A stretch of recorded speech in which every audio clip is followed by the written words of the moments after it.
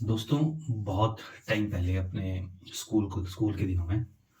किसी अखबार में या शायद किसी मैगज़ीन में एक छोटी-सी कहानी पढ़ी थी, जिससे मुझे जीवन में जो माइंडसेट होता है या हमारा जो नज़रिया होता है, वो कैसे हमारी आउटलुक को, जीवन के प्रति, घटनाओं के प्रति हमारे नज़रिए को प्रभावित करता है, वो समझ आया था। और उस टाइम पे भी मैं इस कहानी को पढ़ के काफ़ी प्रभावित हुआ था। तो कहानी कुछ ऐसी है कि एक बार एक व्यक्ति किसी रास्ते से गुज़र रहा था और उस सडनली क्या होता है, उसको उस रास्ते में एक साँप उसके पाँव पे डस लेता है। तो जब उसे आभास होता है कि किसी चीज़ कोई दर्द उसे हुआ, किसी चीज़ ने उसको डसाया और वो पीछे मुड़ के देखता है, तो उसे वहाँ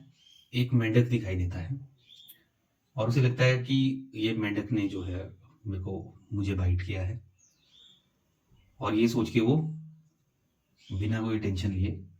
कि सिर्फ़ मेंढक ने ही तो बाइट किया है, कि मुझे क्या ही हो जाएगा, वो आगे निकल जाता है। और सही में ही उसके शरीर में कोई प्रभाव उस चीज़ का नहीं पड़ता है। और ये कहानी हमें आगे बताती है कि एक दूसरा व्यक्ति जो उसी रास्ते से गुज़र रहा है, उसको जो है वो मेंढक बाइट करता है।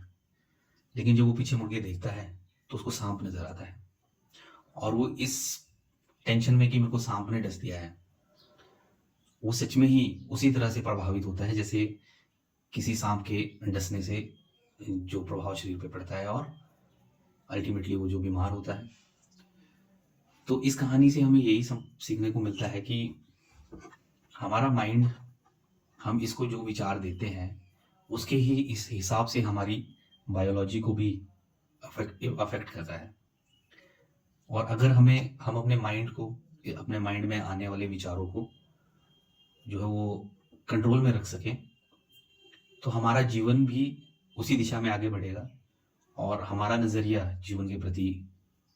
जो है वो वैसा ही बनेगा, घटनाओं को देखने का भी हमारा नज़रिया वैसे ही रहेगा। तो ये हमें पावर ऑफ माइंडसेट और पावर ऑफ जो थॉट्स हम अपने